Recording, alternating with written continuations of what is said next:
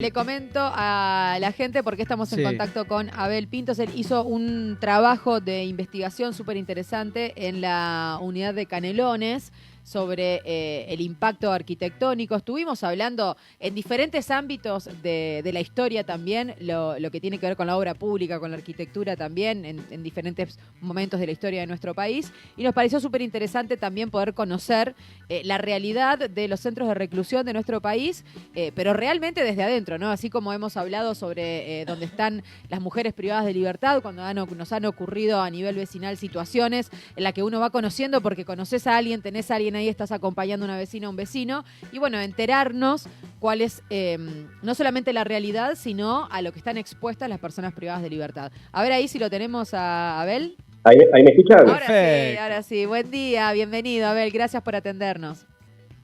No, muchísimas gracias a ustedes. Bueno, Abel, para quienes no te conocen, brevemente, contanos cómo llegás a hacer este trabajo de investigación. ¿A qué te dedicas?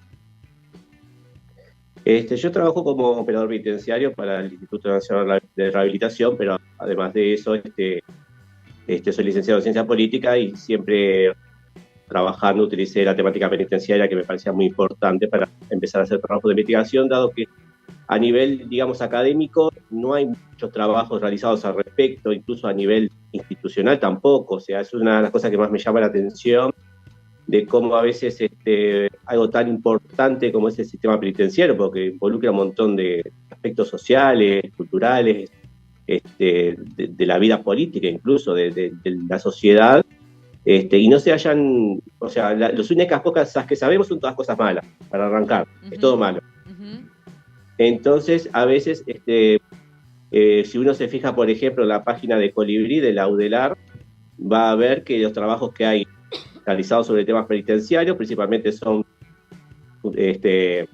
egresados de psicología, trabajo social, alguna cosa de sociología y muy poca cosa sobre ciencia política. Entonces a mí me pareció interesante de que desde la ciencia política se pudiera empezar a ampliar un poco más el conocimiento sobre esa cuestión, porque en definitiva son políticas públicas que se están llevando adelante con respecto a una área específica del Estado. Entonces, bueno, un poco comenzó por ahí el tema del trabajo de investigación.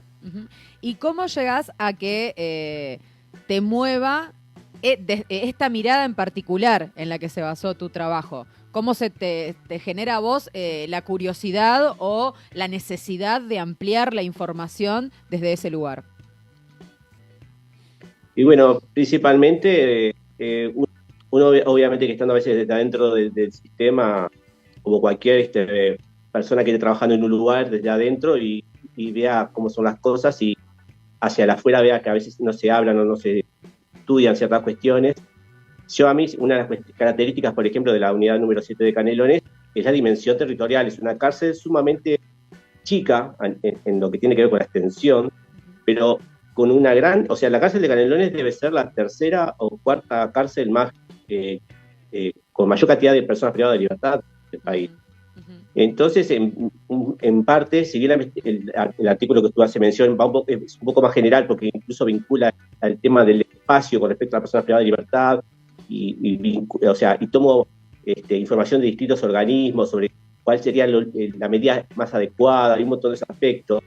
Me interesaba saber cómo estaba posicionada la unidad 7 de Canelones con respecto al resto de las unidades del país, principalmente la más grande, ¿no? Y uno de los datos que más relevantes, que yo suponía que iba a ir por ahí, pero obviamente que el dato me lo confirmó, es el hecho de que en la unidad número 7 de Canelones hay el doble de personas privadas de libertad por metro cuadrado que la unidad número 4 de Santiago Vázquez, por ejemplo. Claro. Todos sabemos que la unidad número 4 es la más poblada del país, la más compleja, pero a nivel metro cuadrado, la unidad número 7 de Canelones tiene el doble de personas privadas de libertad. Y obviamente que eso obviamente que a todas las personas que conozco que trabajan y que han visitado la unidad, es una de las primeras cosas que les choca, ¿no? Que ven enseguida, ¿no? Bien, ¿con qué te encontraste que te sorprenda dentro de la idea que vos tenías en esta hipótesis cuando empezás a hacer la investigación, a buscar? ¿Qué dato o qué datos ¿Te sorprendió más allá del conocimiento que tenías de la situación o del sistema cómo estaba funcionando?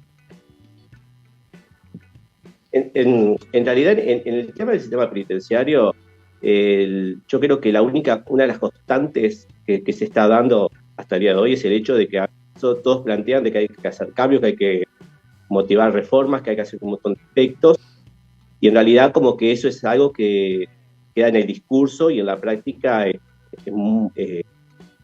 se realiza muy lentamente. Primero que nada porque se tienen que generar acuerdos, obviamente, ¿no? O sea, todo esto pasa por el sistema político, que es que quienes tienen que generar los acuerdos y obviamente que toman de los insumos a nivel de la institución, ¿no? De los cambios que se pretenden hacer. Cuando en la creación del INER en el año 2010 fue un paso muy importante en ese aspecto, aunque obviamente que ahí anteriormente al 2010 hubieron otros intentos de reforma penitenciaria también. Hay reformas históricas, incluso durante la dictadura militar, que cuando se creó la ley 14.470, que es la ley penitenciaria que hasta el día de hoy está vigente a nivel nacional, que es como la base, ¿no? de todo lo que después vino también. Hubieron distintos momentos donde también se trató de cambiar muchos aspectos. En el año 97, el diputado Díaz Mainar, por ejemplo, elevó una propuesta para hacer una reforma del sistema penitenciario, que de hecho esa de paso es la única reforma que leí hasta el día de hoy que integraba a la sociedad civil, por ejemplo, en la participación como observador. Eso es algo que después, obviamente con la creación después del INR, además son muchas cosas y a veces, perdón si me entrevé en algunas cuestiones, ¿no? Pero la creación del INR, por ejemplo, no es una ley que creó la institución. La institución se creó dentro de un articulado, dentro de una ley presupuestal. ¿Tá? O sea, no fue una ley. Fueron artículos, después fueron decretos que empezaron a regularizar unos aspectos. Entonces, a nivel general, todavía seguimos en esa etapa de que todo se mantiene igual, se plantean. Obviamente que hubo un cambio de gobierno y las nuevas autoridades están tratando como que de implementar muchas cuestiones.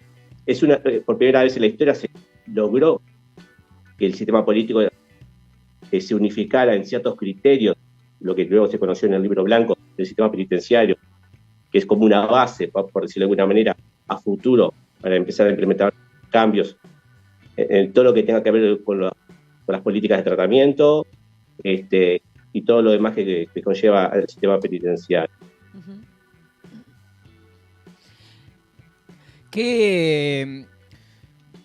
¿Cómo pensás que debería actuar cómo deberían reformarse a corto plazo, por ejemplo? ¿Qué medidas se podrían tomar para empezar a paliar de a poco para un cambio más radical y más de estructural, ¿no?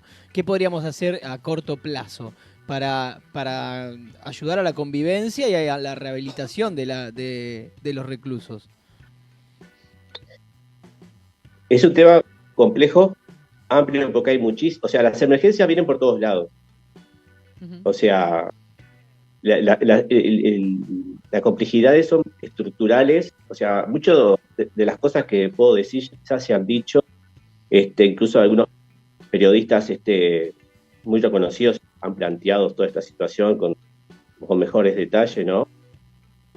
Uno de los aspectos que están tratando de impulsar, por ejemplo, es el tema de las medidas alternativas. La famosa desprisionalización.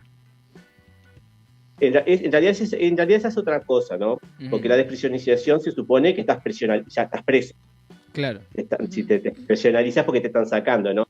Las medidas alternativas son, yo las entiendo como una especie de primer barrera que puede ser útil para evitar que las personas puedan volver a reincidir a futuro, ¿no? Obviamente que ahí entramos en una cuestión del tema de la reincidencia también, que es otro tema sumamente discutible. Por primera vez se midió el tema de la reincidencia en nuestro país, que anda en torno del 70% al tercer año de descarcelación, que obviamente es una cifra enorme. lo único que, o sea, la reincidencia, que es uno de los factores que la institución obviamente trata de combatir, ¿no? De trabajar en eso. Obviamente que hay que empezar a ver hay que empezar a seguir haciendo ese proceso de evaluación, porque, como decía anteriormente, al no haberse trabajado históricamente algunas cuestiones como estas, no tenemos estadísticas, no tenemos gráficas, solamente gráficas de evolución de personas privadas de libertad, todo el mundo ya sabe que se ha disparado. Entonces, las medidas alternativas a la prisión, a mi entender, pueden ser una herramienta muy eficaz en ese sentido. Incluso ya se está utilizando, por ejemplo, en ciertos casos de personas que están privadas de libertad, que, bueno, salen bajo una medida alternativa. Obviamente que todo esto tiene que estar regularizado, no es para cualquier delito, o sea, no es así para todo el mundo tampoco, ¿no? O sea, esto tiene una lógica, por decirlo de alguna manera, ¿no? Uh-huh. Entonces, esa es una, por decirlo de alguna manera, es como la primera barrera que el sistema judicial maneja, y lo que es la DINAMA, la Dirección Nacional de Medidas Alternativas, supervisa para el cumplimiento de esas medidas. Obviamente que también dentro de lo que son las medidas alternativas hay un amplio abanico de modalidades, vamos a decirlo, que van de cuestiones de la libertad de prueba con medidas respectivas, el tema de las tobilleras, los arrestos con control con planilla, o sea, hay un abanico de posibilidades para trabajar ahí. Y vuelvo a repetir, para mí es una medida bastante interesante, incluso principalmente para los delitos más cortos en pena, porque a veces enviar a una persona por un par de meses privada de libertad, o sea, el daño que genera la prisión en muchísimos casos, o sea, es peor si esa persona no hubiese cumplido una medida alternativa.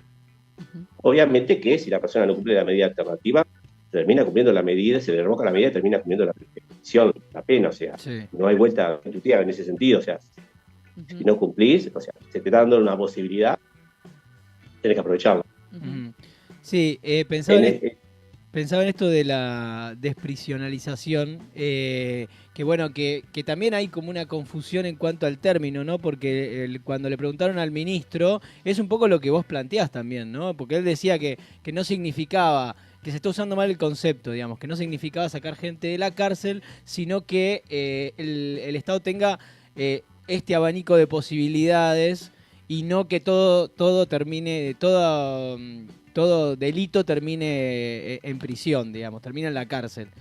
Eso es un poco una de las declaraciones que hizo el ministro, como para aclarar un poco lo de la desprisionalización, que por eso también es como todo este viruviru político que se está armando, como que quieren sacar gente de la cárcel y el ministro diciendo no es así, nosotros no queremos a eso, sino que queremos otras alternativas. Esto que más o menos estás mencionando tú.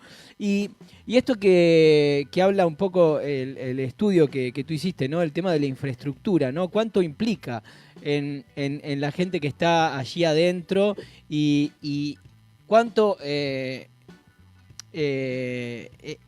en detrimento, ¿no? de la estadía y de la rehabilitación de los reclusos? Sí, a ver, eso por supuesto. Los informes anuales que saca el comisionado parlamentario, que son un insumo sumamente importante en este aspecto. Recuerden que el comisionado habla alrededor de un 17% de las personas privadas de libertad están en situaciones, digamos, dignas de cumplir una pena. Estamos hablando principalmente de quienes están en chacra o en alojamientos que son de egreso, o sea, que están en situaciones bien. El resto están en situaciones muy complejas, donde las estructuras, exceptuando la unidad número 1 de Punta del Riel, es la Triple P, que yo, si bien conocí la unidad, no con respecto a eso, la unidad número 1 es un caso aparte, porque como al ser pública-privada se maneja de otra manera, uh-huh. Y por lo que yo tengo entendido, como que está dentro de los estándares de trabajo. Uh-huh. El resto de las unidades, estamos hablando de infraestructuras que ya tienen décadas, que fueron pensadas en un momento histórico, que una de las características lamentables que ha pasado es que son cárceles que se han venido cayendo a pedazos con el correr del tiempo. Yo leí un trabajo, incluso tuve la posibilidad de conocer gente que trabajó, por ejemplo, en la unidad número 4 de Santiago Vázquez al inicio, cuando se inauguró allá en el año 86, que eran los módulos que se conocen, que se ven desde calles, los módulos de ladrillo, eran las celdas. En el año 86 eran electrónicas, se abrían en una guardia con botones, tipo parece como de medio de ciencia ficción para el año, ¿no? Ujú. Y sin embargo, eso funcionó, desde Inglaterra importaron el sistema del electrónico para hacer todo eso, un ascensor interno para subir y bajar la comida. Entonces, y ese artículo decía que a los 6 meses, por ejemplo, de haberse inaugurado, ya estaban utilizando candado en las celdas y que ya no habían funcionarios en las guardias y que ya estaban los privados de libertad tomando mate, por ejemplo, por ahí. Ujú. Es lo que dice el trabajo, ¿no? Ujú. Entonces, obviamente, como a veces se crean cosas y después es difícil mantenerlo por distintos motivos, obviamente, ¿no? Porque si uno quiere poner estricto con el tema del cumplimiento, de cómo tendría que ser, tendría que tener un número de funcionarios que esto es algo que también se ha dicho por parte, por ejemplo, se lo escuché decir a Ana Juanche, que es la directora del INER en este momento, y a Sanjurjo, que también está integrando el equipo de asesoramiento del ministerio, de que, lo que se tendría que gastar a nivel presupuestal sería una cosa descomunal. Y ya de por sí es un dinero descomunal y que no está dando resultados. Ujú. Entonces, muchas de las cuestiones que se hacen desde la institución se hace mucho a voluntad del personal también. Hay que reconocer que el personal penitenciario es muy sacrificado, tanto los operadores penitenciarios como los policías que trabajan, en las situaciones que trabajan, y mantener todo eso. Muchos de los insumos que se utilizan, y hablamos de productos de limpieza, o de una escoba, o de un paso, muchas veces ingresan por donación, porque la institución llega a dar los suficientes recursos. Ujú. Ujú. Imagínense para eso y para otro montón de cosas. Por eso la institución sobrevive, lleva adelante muchas cosas por donaciones, por colaboraciones con otros organismos. Y bueno, y a nivel de la estructura, también los privados de libertad muchas veces colaboran desde una pintura o arreglar un foco de luz, porque no tienen otra manera de hacerlo. Ujú. E imagínense con la sobrepoblación carcelaria que existe en una celda donde, además, porque yo lo vi, nadie me lo contó, yo lo vi porque estuve trabajando, de haber 10, 11 personas en una celda que deberían ser para 3. Ujú. Sí. Entonces, digamos, ¿qué podemos hacer? Y mucho no se puede hacer. Desde lo estructural, el sistema ya no da más y no puede hacer mucho más. No, y seguir creando espacios de reclusión tampoco es la solución. Por supuesto, acá hay, por eso como que hay que buscar una cosa que una puertas de entrada y salida, por decirlo de alguna manera. Ujú. Las medidas alternativas como una manera de impedir que siga entrando gente que tiene posibilidades de poder hacer una medida alternativa, por ejemplo. Y por el otro lado, si bien hay módulos que se están haciendo en el penal de libertad y hay una cárcel de mujeres que se está haciendo también nueva, capaz que sería interesante de que lo que no entre y si se facilita, pero entendamos que esto no es un tema de facilitar como para decir, porque precisamos lugar, Ujú. vamos a aclarar, ¿no?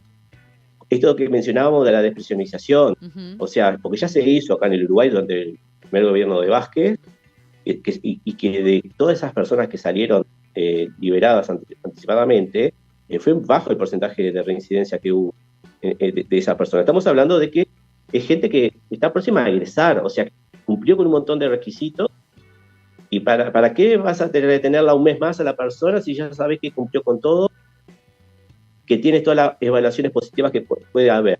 Ujú. Entonces, como que hay que ir buscando evitar, por un lado, más entrada y agilizar tal vez un poco más la salida. Ujú. Ujú. Bueno, habilitar Entonces ahí ahí como la que de a puertita poco, giratoria, habilitarla, ¿no? En realidad no es una puerta giratoria, sino es una puerta de entrada de evitar entrada y de generar un poco más de salida, pero, a ver, entendido en términos legales, ¿no? O sea, esto no es un tema de porque a mí se me antoje vacío un módulo, no, esto ordenado, coordinado y autorizado, obviamente por todas las instituciones que corresponden. Sí. Y con presupuesto, Abel, porque si no se va a poder hacer nada, ¿no? Con presupuesto. Ahora que estamos a nada de que se hable de lo que se va a invertir en la próxima gestión, ya es un montón lo que se destina, como decías, para algo que no funciona. ¿De qué manera se puede exigir también que se tenga en cuenta esta emergencia? Sí, claro. Y hay una sobrecarga muy importante también a que se le hace a la institución, por ejemplo, el tema de la rehabilitación. Yo estoy trabajando haciendo un trabajo con respecto al tema del concepto de rehabilitación, que a mi entender, la verdad que es un concepto que ya está perimido, que no corresponde a la realidad de lo que ocurre, porque además la rehabilitación es un término médico. Entonces muchas veces como que se piensa que entrar a la cárcel para las personas que entran es un poco más como que algo terapéutico y como que ya está, y después va a salir, y eso no es así. Incluso si ustedes ven las denominaciones de los distintos organismos que controlan las ciudades penitenciarias en América Latina, Uruguay es la única que maneja el término rehabilitación. Y además la rehabilitación es una teoría criminológica anglosajona que se utilizó en cierto periodo histórico y que no tuvo una cuestión positiva. Obviamente que acá también tendríamos que empezar a hablar de cuestiones que tienen que ver más con la criminología y el tema del por qué la persona delinque y un montón de otros aspectos, ¿no? Que obviamente que sería eterno hablar sobre eso. Pero es importante entender que con lo que hay en este momento es imposible poder trabajar con todas las personas privadas de libertad, desde que no hay personal, no hay una formación general de todo el personal, los operadores penitenciarios que tendrían que ser quienes están trabajando directamente con la población privada de libertad también, terminan haciendo otro tipo de tareas por escasez de otras personas, de otros funcionarios en otras áreas, y terminan haciendo cosas que capaz que no deberían corresponder a su tarea fundamental, vamos a decirlo. Entonces esta es una discusión todavía que tiene que darse el sistema político, va a tener que generar desde la institución las mejores políticas para poder llevar adelante todo esto. Y bueno, como te digo, en este momento como que las apuestas van por ese lado. Bien, bueno, medidas alternativas y ver el tema si bien, por ejemplo, los nuevos módulos que se puedan hacer en el penal de libertad, más la cárcel de mujeres, capaz que alivian en el sentido de mejorar que no haya tanto hacinamiento, que esa sería la primera etapa, ¿no? Bajemos el hacinamiento por lo menos para que las personas estén un poco más cómodas, no estén todas apretadas. Bueno, como que esto va a ser un paso a paso. Sí, sin duda. No hay muchas más explicaciones. Claro, y que tengamos una discusión, un buen nivel de discusión también en el Parlamento, esperemos, frente a esta problemática que es una emergencia, que es una urgencia y que sin presupuesto también no podemos seguir, las organizaciones civiles no pueden seguir siendo el parche de algo que tiene que garantizar el Estado, ¿no? Entonces, nos parece... Y además, recuerden que las cárceles en cierta medida también se sostienen muchísimo por las familias de los privados de libertad que colaboran. Sí, total. O sea, eso es una cosa sumamente importante. Yo la verdad que me parece muy buena la idea de las organizaciones familiares que se están organizando y están participando y se hacen ver. Es importante el aporte que las familias dan. Y obviamente que tampoco, no todas las personas privadas de libertad tienen familiares que también los visiten y nos le manden cosas. O sea, entonces se genera también todo un grupo de privados de libertad totalmente ya marginalizados, no solo de la sociedad, sino también a nivel familiar. Entonces, claro, eso después a la larga genera toda una situación de malestar y, bueno, genera los problemas de violencia y todo lo demás que a veces terminamos viendo en la televisión siempre lo malo, por decirlo de alguna manera. Se trabaja, se hacen cosas muy buenas dentro de Cáceres, eso es indiscutible, hay un montón de proyectos, hay un montón de cosas, pero no es suficiente.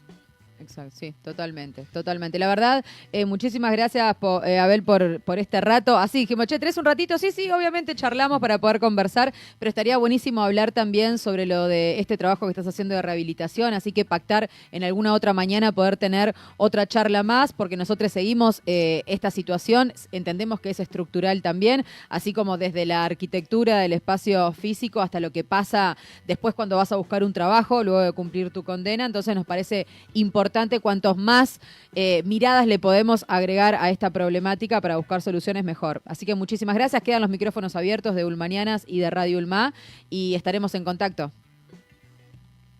La verdad que muchísimas gracias a ustedes y bueno, a las órdenes, como siempre. Muchas gracias. Abel. Ulma.